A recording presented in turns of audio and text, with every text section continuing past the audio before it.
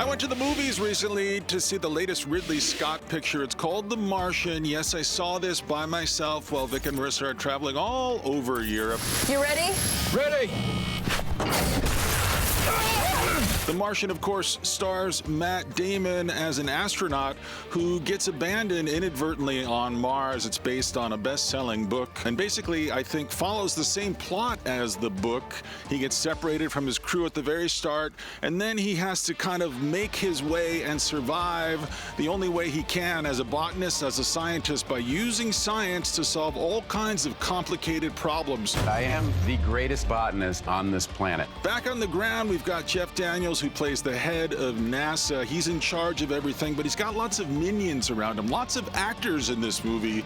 We see Sean Bean, who we've seen in better roles with more things to do. We see Kristen Wiig, who in my opinion, I love her, but she doesn't belong in this movie at all. She's a complete distraction.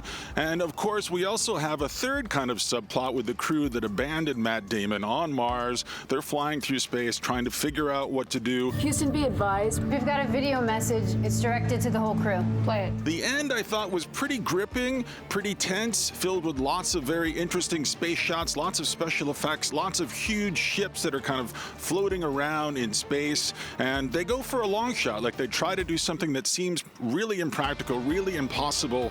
And whether or not they pull it off, you have to see and find out for yourself. But Matt Damon is starring in this, so you can probably figure out what happens. Surprise. I like Matt Damon a lot. I've always been a fan of his since his Good Will Hunting days. And I feel like the story of a guy who's by himself in space trying to solve problems, that's something I can identify with. I spend a lot of time alone. I live by myself. All he's missing are the two cats.